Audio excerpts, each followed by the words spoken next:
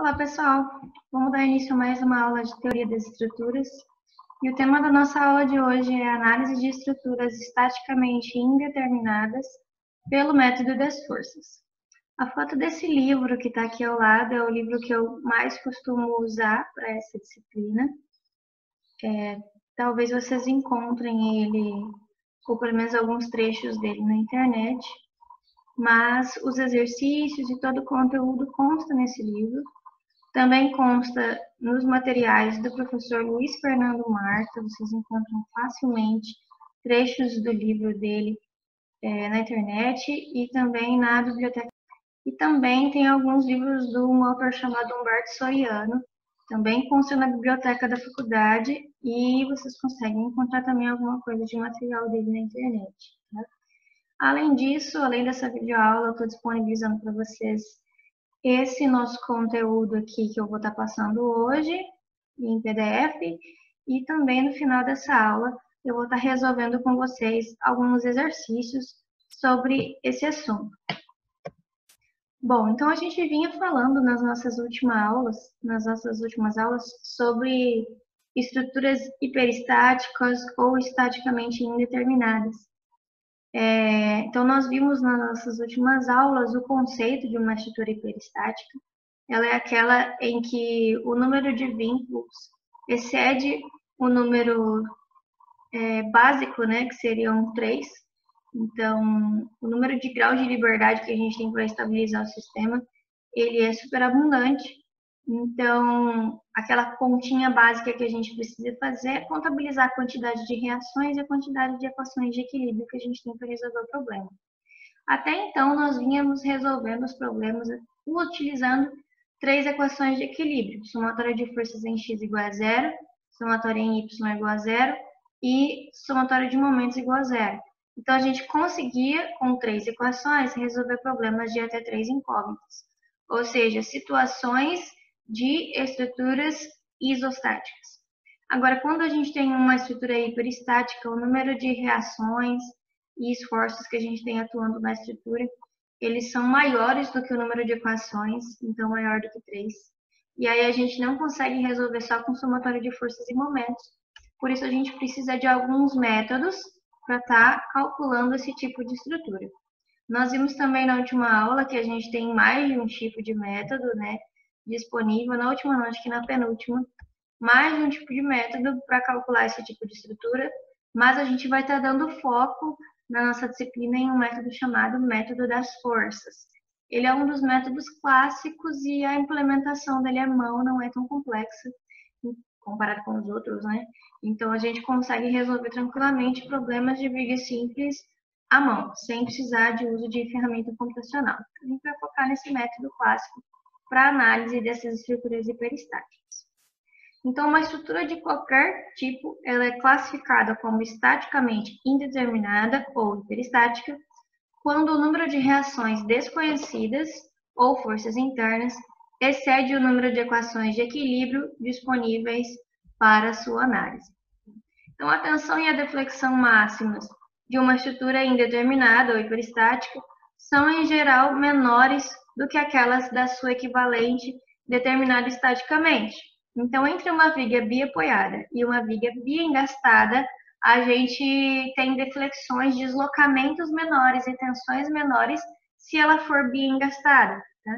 Então, isso para a gente é vantajoso, porque a gente consegue diminuir as deflexões e muitas vezes usar até mesmo elementos estruturais menores para vencer o mesmo vão para uma determinada carga. Não é à toa que as estruturas hiperestáticas são as mais comuns na prática. Se a gente reparar, principalmente as estruturas em concreto armado, é muito comum a gente ter estruturas hiperestáticas, onde todos os seus vínculos são engastados, ou quase todos, né, de forma que a estrutura fique com um número de reações desconhecidas muito grande, então a gente precisa desses métodos para estar calculando. Ela tem uma tendência de redistribuir sua carga para os seus apoios redundantes em casos onde ocorre sobrecarga ou falha de projeto. Deve-se ter muito cuidado para evitar o recalque diferencial dos apoios, tendo em vista que esse efeito introduzirá uma tensão interna nas estruturas. Como as estruturas hiperestáticas elas têm os vínculos muito rígidos, não permitindo movimentação, é bem comum que, se sofrer um recalque de apoio, ou seja, se uma das fundações sofrer algum tipo de recalque, a estrutura inteira sofra muito com isso. Vão surgir alguns momentos adicionais e concentrações de tensões não previstas. Então, para esse tipo de estrutura, recalque de apoio é algo bem importante, tá? Importante para ser evitado, ou pelo menos, se não puder como evitar, se não tiver como evitar, considerar isso nos cálculos também, tá? Ao analisar qualquer estrutura indeterminada, é necessário satisfazer exigências de equilíbrio, compatibilidade e relações de força-deslocamento para essa estrutura. Então, a gente tem dois métodos clássicos. Um se chama método das forças, que é o que a gente vai estar utilizando, e o outro se chama método dos deslocamentos. Não existem apenas esses dois métodos, a gente tem alguns outros métodos ainda mais modernos para estar fazendo esses cálculos, como, por exemplo, elementos finitos, elementos de contorno, tem também o processo de cross que pode ser utilizado. Então, só que método dos elementos infinitos e elementos de contorno, que são os que costumam ser aplicados, por exemplo, em softwares estruturais, né, que são comercializados no dia a dia da engenharia, por exemplo, Eberic, enfim, esses softwares assim, eles são baseados, por exemplo, no método dos elementos finitos. Só que a dificuldade da gente estar vendo o método dos elementos finitos agora é que ele é bem eficaz se implementado computacionalmente, através de equações matriciais, e para resolver isso à mão acaba ficando bem complicado. Então, por isso que a gente foca nesses métodos clássicos, que têm o mesmo embasamento, mais ou menos a mesma ideia, só para a gente ter uma noção, para que a gente consiga resolver esses cálculos passo a passo à mão, sem precisar de uma implementação computacional, porque não é esse o foco da nossa disciplina, né? Então, o método das forças, ele consiste em escrever equações que satisfazem as exigências de força, deslocamento e compatibilidade para a estrutura, a fim de determinar o que a gente chama de forças redundantes. Eu já vou mostrar para vocês na prática o que são. Enquanto o método dos deslocamentos ele é muito semelhante ao método das forças, só que ele é baseado em primeiro escrever as relações de força-deslocamento para os membros e então satisfazer as exigências de equilíbrio para a estrutura. Então, eles resolvem as mesmas coisas em ordens diferentes. O método das forças, como o próprio nome já diz, consiste em a gente focar em forças, enquanto o método dos deslocamentos foca em deslocamentos, mas ambos têm o mesmo intuito, que é a gente chegar nas reações e esforços que atuam na estrutura hiperestática. Então, a gente vai ver qual é o procedimento geral para análise utilizando o método das forças. Então, talvez a melhor maneira da gente conseguir ilustrar a ideia desse método é considerando um exemplo de viga qualquer. Então, vamos considerar o exemplo dessa viga aqui embaixo. O primeiro passo que a gente precisa estar considerando para a gente fazer o cálculo desse método é calcular o grau de indeterminação, que é aquele mesmo grau que a gente fez na aula retrasada, né? A gente calculou um grau que eu estava chamando de grau de hiperestaticidade, tá? Uma coisa. E a gente viu que ele era igual ao número de reações menos o número de equações menos um valor NR que era proveniente da existência de rótulos nas vigas. Por enquanto, vamos trabalhar com vigas sem rótulos, tá? Então, por enquanto, a gente vai admitir que NR é igual a zero. Então, o grau de indeterminação vai ser igual ao número de reações menos o número de equações. Como a gente já vinha comentando, a gente sempre trabalha com problemas planos, por enquanto, e vamos continuar assim. Então, 3 graus de liberdade, 3 equações de equilíbrio, somatória em x, em y e somatória de momentos. Então, esse valor de E vai permanecer sendo sempre 3, porque nós temos 3 equações de equilíbrio. Então, para essa nossa viga em questão, que é essa viga aqui de baixo, no ponto A a gente tem um engaste e no ponto B a gente tem um apoio móvel. Então, se a gente for contar quantas reações a gente tem no total aqui, vai dar 4, porque no engaste a gente sabe que temos 3 reações de apoio no engaste, enquanto no apoio móvel temos apenas uma reação. Então, se a gente for somar tudo, totaliza 4 reações. Então, aqui a nossa continha é 4 menos 3 das equações é igual a 1. Então, se o grau de indeterminação é igual a 1, isso significa que devemos escolher uma das 4 reações de apoio para retirar dessa estrutura e iniciar a análise pelo método. Lembra que a gente utilizou na aula passada alguns modelos de viga em uma tabela? Aquela tabela ela servia para a gente determinar deflexões ou deslocamentos, inclinações em vigas, e a gente tinha alguns modelos de vigas, né? Em geral, todas as vigas daqueles modelos elas eram engastada de um lado, livre do outro, ou biapoiada. Então, para que a gente possa utilizar aquela tabela, eu recomendo a vocês que, no momento em que a gente tiver que escolher uma reação de apoio para retirar desse problema, para começar a análise, que a gente retire uma reação que faça com que o que sobre da viga seja uma viga compatível com a da tabela. Por exemplo, nessa viga aqui em questão, eu poderia tirar a reação vertical em A, a reação horizontal em A, o momento em A ou a reação vertical em B. Se eu tirar qualquer uma dessas reações que eu falei aqui do apoio A, eu não ia ficar com uma viga engastada livre, como resposta, né? E também não ia ficar com uma viga biapoiada. Então, como fica mais fácil resolver? Se eu retiro a reação de apoio em B, a mesma coisa de eu estar retirando esse apoio, né? Se eu simplesmente fingisse que esse apoio não existe.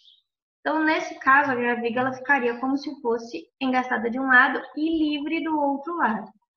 Viga engastada de um lado e livre do outro, a gente tem na tabela, então dá para resolver. Tá? Então, só para ter essa compatibilidade com a tabela, para a gente poder usar ela, para esse exemplo das 4 reações, eu escolhi retirar a reação vertical aqui no apoio B. Então, o que sobra para a gente é como se fosse uma viga engastada de um lado e livre do outro, como a gente pode ver aqui embaixo. Né? Essa viga está sujeita a uma carga P, então a mesma figura que estava no slide anterior eu repeti aqui em cima, né? E aqui embaixo a gente tem a estrutura sem a reação de apoio em B. Então, eu retirei o apoio de B. Aqui, então, a gente remove a ação de contenção do balanço em B, ou seja, retirei a reação de apoio. Como resultado, se eu tenho uma carga P empurrando a viga para baixo, como é que ela vai se deslocar? Aqui no engaste, a minha viga vai ter deslocamento nulo, né? Porque o engaste está segurando a minha viga para ela não descer. Agora, aqui na ponta, se eu retirei o apoio que eu tinha aqui na ponta, a minha viga está livre para se deslocar para baixo, devido à ação da carga P. Então, o que ocorre é, no momento em que eu retiro a reação de apoio em B, a minha viga fica livre para se deslocar para baixo nesse ponto. Então, o ponto B ele vai descer uma quantia ΔB de deslocamento ali na ponta. Então, essa estrutura, sem a reação de apoio que eu escolhi retirar e livre para se deslocar, é o que a gente chama de estrutura primária. No ponto onde a gente retirou o apoio, a viga se deslocou para baixo. Porém, a minha viga real, ela tinha um apoio em B. Então, na minha viga real, o deslocamento em B era 0. E não ΔB, né? Aquele ΔB, ele é como se fosse fictício, porque na realidade existe o apoio em B. Eu retirei o apoio em B para fazer a análise, então ela desloca para baixo. Para eu poder voltar à minha condição inicial de deslocamento, que era o deslocamento igual a 0 no ponto B, porque ali tinha o apoio, o que eu preciso fazer? Somar aquela viga do sistema primário que a gente tinha, né, com deslocamento ΔB para baixo, com uma complementar onde eu empurre a viga para cima. Por quê? Se eu tenho aqui uma situação em que a minha viga se desloca para baixo, no ponto B, para que nesse ponto eu possa ter deslocamento 0, eu tenho que somar com a influência de uma carga que empurra para cima. Então, eu tenho uma carga empurrando para baixo. Se eu colocar uma carga empurrando para cima, eu volto para o deslocamento 0 no ponto B.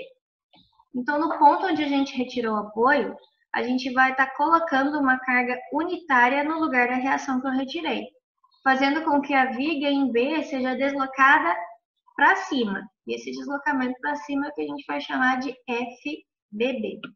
Essa carga, gente, que a gente coloca no lugar da reação que retirou, ela vai ser sempre uma carga unitária. Então, temos o deslocamento ΔB para baixo, aqui no slide anterior, ó, ΔB para baixo, devido à ação das cargas externas, que no caso era uma carga P, e FBB para cima, devido à ação de uma carga unitária, que é essa carga que a gente tem aqui na ponta.